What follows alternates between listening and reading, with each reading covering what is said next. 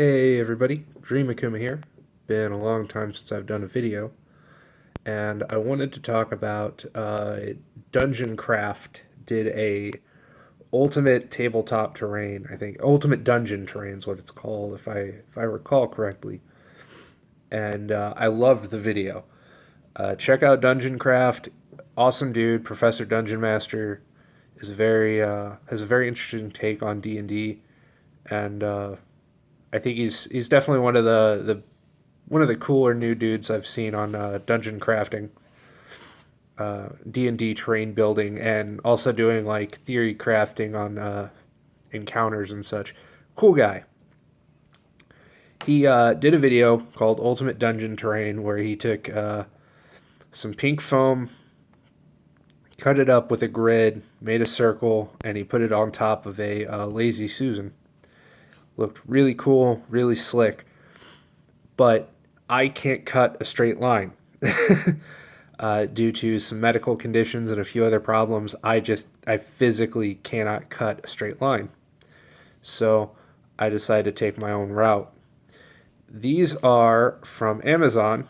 They're 3D printed dungeon tiles. Like there's the back end. I think you can get a flat. You get like 20 2x2 tiles for $20. So it's $1 a tile, which really isn't terrible when you start adding it up. They do other sets with walls and such, which I've got, but I have here 20, 25 tiles total because I had 6 from a previous set, and I had a new set that was on the way with 20 more. Took that. There's still one flat tile sitting around. We got 25 tiles, which gives us a 10-inch by 10-inch square, which is really easy to count up because you've got all the 1-inch squares. And I wanted to kind of talk in depth about this ultimate dungeon terrain, ultimate dungeon terrain idea, and how it definitely has a lot more depth to it than initially what even I thought initially had. Like I thought it was a really cool idea of, oh, here's a flat surface, you can put your terrain on it and it's good to go. But there's some deeper stuff in there, besides just emulating corridors and kind of emulating room design. You've got stuff like scaling. Going vertical with this is a lot easier. So for instance, we'll make a ruin real quick. Make an outdoor ruin. There we go. All right. Well, let's make it have some extra depth to it. Get this little piece right here. We'll just slap that on there. And hey, we got 2 levels. Now the beauty of this is that even though this isn't gridded, you have 1-inch markers down here. So we'll take Durin the Ranger here. We'll put him up top. And let's say he's got 30 feet of movement, standard issue. He lines up with this square just right about. So you can say, well, he wants to move up 30 feet, which is 6 squares. Well, 5, 10, 15, 20. And you just line it up. And hey, you're all the way across, no problem.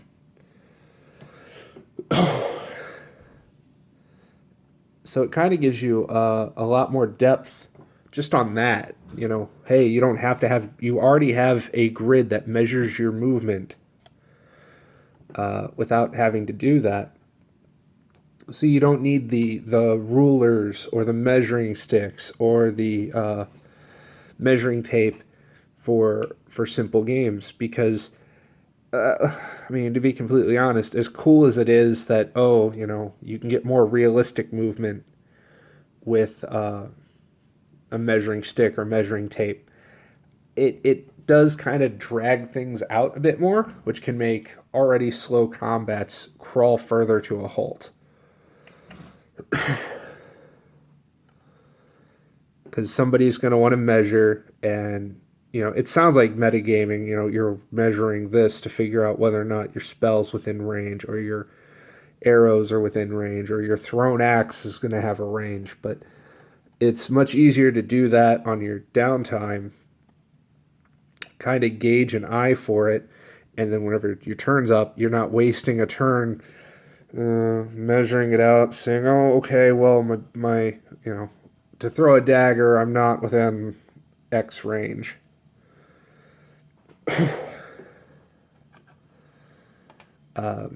I've kind of stuck with this 10-inch by 10-inch. I'm thinking about going to full 1 foot square, just because then it'll be obviously bigger, but I don't see having a room that's above 60 feet square in my games. Another thing that this particular trick that I've decided to try on, I saw some advantages of, is you can make set pieces. So we now have a ruined building. Now all the fighting in here is now within the confines of this ruined building. This is a very large ruined building, but hey, there you go. And you can add some fluff and flavor to your games just by slapping down two pieces of plastic here.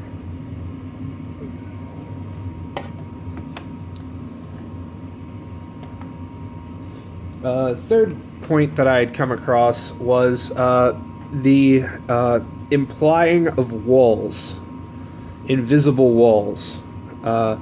Dungeon Master Craft did kind of mention it, that, oh, well, let's say there's a corridor. I think the exact terms were, you can have a corridor, and let's say we'll put a archway here, and there I go throwing my stuff. A door here, and then you're implying that, this is now a corridor. Which I definitely like the idea, but I think you can go one step further beyond with something like this, where I've run into things as combat encounters where the party will break up, like they'll split into different rooms. The party will split, as dumb as it is. So let's say you take two right here, and now you've got a corridor. You've got a 10-foot wide corridor, and you have two whole rooms that are 20 foot by 50 foot? Yeah, 20 foot by 50 foot rooms, which are pretty good sized rooms. And you can now dump some terrain in there. I'm just grabbing random crap right now.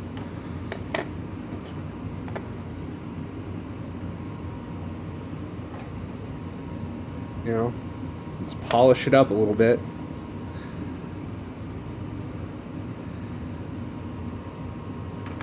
Slap a well in here. And let's put in a couple rubble piles in here.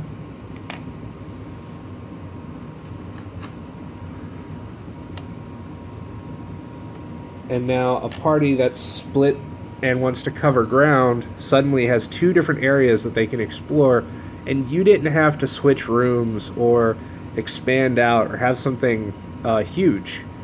And there's three already defined areas here. You've got your corridor, just right in the middle.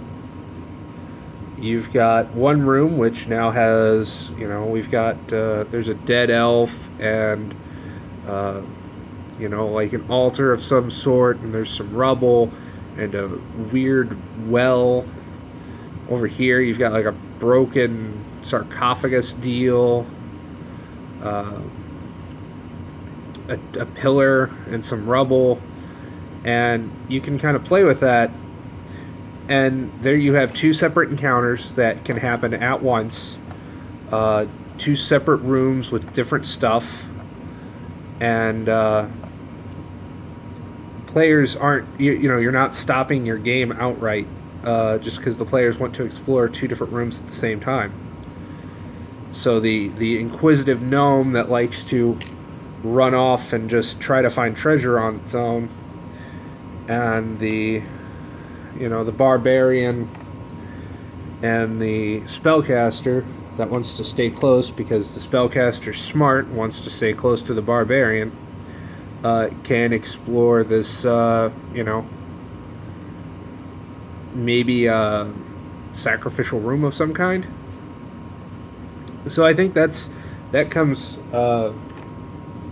It's something that I don't think was detailed as much, or could have been detailed as much. It's just the implication of walls. Now that you have these two different rooms, well, the inquisitive, let's say the inquisitive gnome here, can't turn around and say, well, I want to be over here now, and just goes, oh yeah, I can just, 5, 10, 15, 20, oh, there I am. No, you've got to go through this archway and through this archway, because this is a wall. And this wall piece implies it. This archway kind of implies that there's a wall there. So it's, just small things.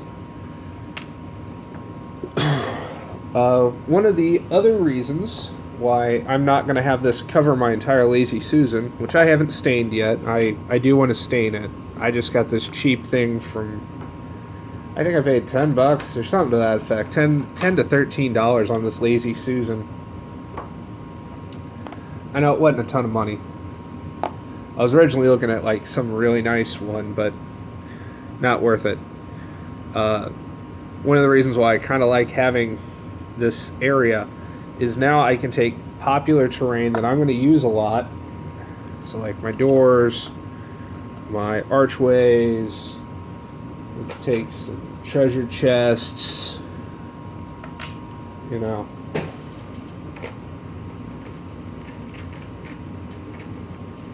got another treasure chest, and maybe some candles. Yeah, let's throw in some candles. And they're right there. And I don't have to constantly pull them out of a box or, find a place at the table for them. There already is a place at the table for them right here on this, Lazy Susan.